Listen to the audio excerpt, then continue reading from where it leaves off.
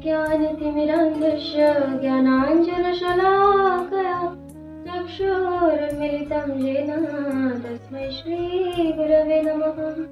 नमो विष्णुपादाय तीर्थपथप्रदर्शिने श्रीमते भक्तिसम्पत्तिगोस्वामिति नामिने। वाञ्छाकल्पतरुभ्यश्च कृपासिन्धुभ्य एव च पतितानां पावनेभ्यो वैष्णवेभ्यो नमो नमः। श्रीकृष्ण चैतन्य प्रभु नित्यानन्द श्री अद्वैत गदाधर शिवासादि श्री गौरभक्तवृन्द। हरे कृष्ण कृष्ण कृष्ण हरे हरे, हरे राम राम राम हरे हरे।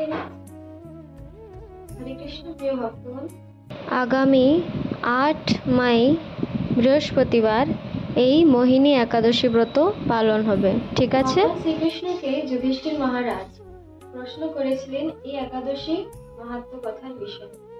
তাই কুর্ম পুরাণে খুব সুন্দরভাবে এই একাদশীর ব্রতের মাহাত্ম্য কথা বর্ণনা করা রয়েছে। তো এসে আমরা শ্রবণ করি। ভগবান শ্রীকৃষ্ণ অর্জুনের প্রশ্নের উত্তরে বললেন যে আপনার মতনই একই প্রশ্ন করেছিলেন ভগবান রামচন্দ্র পূর্বকালে বৈশিষ্ট্য মুনির কাছে। বৈশিষ্ট্য মুনি গেছিলেন রামচন্দ্রের কুলগুরু। ভগবান রামচন্দ্র তখন পত্নীহারা, মাতা সীতাকে হারিয়ে বিরহ অবস্থায় তিনি বৈশিষ্ট্য মুনির কাছে গিয়ে জিজ্ঞাসা করলেন যে হে মুনিবর, কোন ব্রত পালন করলে আমার দুঃখের অবসান হবে? আমি আমার স্ত্রীকে হারিয়ে খুব কষ্ট পাচ্ছি। নিশ্চয়ই আমি কিছু পাপ কর্ম করেছি, আমার পাপ কর্মের অবসান হবে সেই কোনো ব্রতের সন্ধান দয়া করে আমাকে বলুন। ভক্তগণ, এখানে আমাদেরকে বুঝতে হবে যে যখনই ভগবান রামচন্দ্র বা ভগবান কৃষ্ণচন্দ্র তারা এই জগতে আসেন আমাদের মঙ্গলের জন্য, তারা যা কিছু লীলা করেন সে সব কিছু আমাদের মঙ্গলের জন্য। আমি বলুন, রামচন্দ্র কি করে সীতাকে হারাবে? সীতা তার নিত্য সঙ্গিনী, রামচন্দ্রের লীলার সহচরী, তার বুকে সবসময় সীতামা বাস করেন। অতএব রামচন্দ্র সীতাকে হারাবার কোনো প্রশ্নই এখানে ওঠে না। তাই ভগবানের দুঃখ হবে, ভগবানের পাপ কর্ম হবে, ভগবানের বিরহ ব্যথা হবে, এগুলো কিন্তু মনে স্থান দেবেন না। এগুলো সবকিছু ভগবান তারা লীলা করে, অভিনয় করেন আমাদের জন্য। এইগুলো সবটাই বলা হচ্ছে রামচন্দ্র যা কিছু বলছে, যা কিছু করছেন আমাদের শিক্ষা দেওয়ার জন্য করছে, যাতে আমরাও তাকে অনুসরণ করে একাদশী ব্রত পালন করি, একাদশীর মহত্ব আরো বেশি করে কীর্তন করার জন্য রামচন্দ্র এই সকল লীলা করেছে। তাই তারপর কি হয় যে তারপর বৈশিষ্ট্য মুনি বললেন, তিনি বুঝতে পারছেন যে রামচন্দ্র লীলা করছেন। তিনি বললেন, হে প্রভু রামচন্দ্র, আপনার নাম করলে কোটি জীবনের পাপ নষ্ট হয়ে যায়। এটা কিন্তু অবিশ্বাসনীয়, এটা কিন্তু বিশ্বসনীয় নেই যে আপনি পাপ করবেন, আপনি পাপ কর্ম করেছেন, তার জন্য আপনি সীতামাকে হারিয়েছেন। বুঝলেন? কারণ আমরা জানি না যে যা স্মরে পুণ্ডরীকাক্ষ সবাহ্য অভ্যন্তরে, যে ভগবানের নাম গ্রহণ করলে আমরা সকল পবিত্র হতে পারি, সকল পাপ থেকে পবিত্র হতে পারি। তাই এখানে বৈশিষ্ট্য মুনি বলছেন যে আমি বুঝতে পারছি যে আপনি মানুষের কল্যাণের জন্য এই লীলা করছেন, তাই আপনি যে প্রশ্ন করেছেন আমি তার উত্তর প্রদান করব। তাই তারপর বৈশিষ্ট্য মুনি বললেন যে সামনেই আসছে বৈশাখ মাসের শুক্লপক্ষে মোহিনী একাদশী।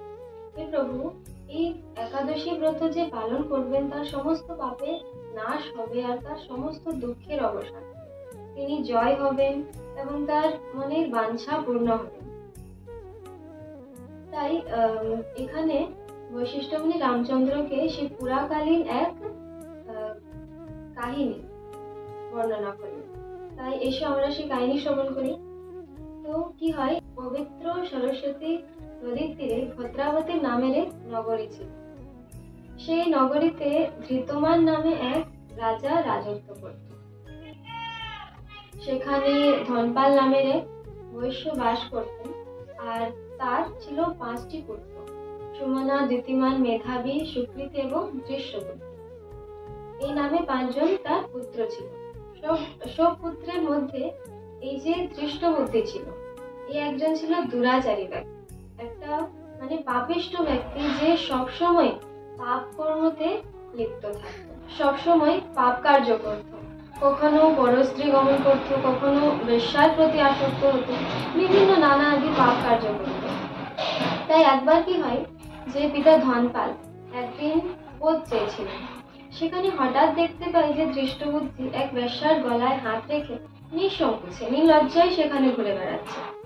তাকে দেখে ধনপাল কিন্তু অনেক লজ্জিত হয়ে যান, অনেক লজ্জা পান, আর ক্রুদ্ধ হয়ে তিনি কি করেন না তাকে গৃহ থেকে বের করে দেন।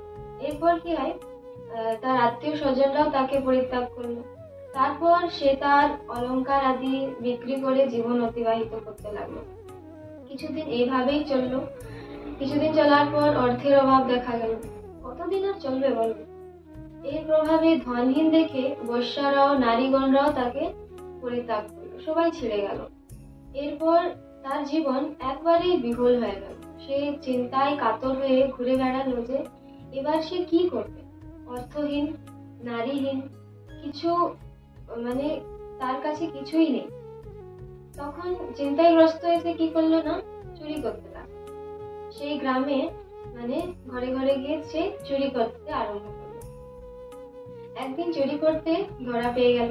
রাজা প্রহরীরা তাকে বন্ধ করে নিয়ে গেল রাজদরবারে, বন্দি করে তাকে কারাগারে বন্ধ করল। কারাগারও অনেক কিছুদিন ব্যতীত হলো। কারাগারের তার সময়সীমা অবধি শেষ করার পর কারাগার থেকে বার হওয়ার পর দৃষ্টবুদ্ধি কি করলো, জঙ্গলে প্রবেশ করলো। সেখানে পশু পক্ষীকে বধ করে খেতে লাগলো। যেরকম পাপ কার্য, আবার সে মানে পাপ কার্য করতে লাগলো। এইভাবে তার অনেক দিন ব্যতীত হলো। তারপর একদিন তার কোনো সুকৃতি বারে বলতে পারি যে তাই তার কোনো পুণ্য ফলে সে এক মুনির আশ্রমের কাছে গিয়ে উপস্থিত হল। সেই মুনির নাম হয় কৌণ্ডিন্য মুনি। তাই কৌণ্ডিন্য মুনি একদিন কি করেন যে গঙ্গা স্নান করে ফিরে আসতেছেন। তিনি দেখে যে ধনপালের যে পুত্র দৃষ্টবুদ্ধি সেখানে বসে আছে, মানে অনেক চিন্তাগ্রস্ত আছে, অনেক বিহ্বল হয়ে আছে।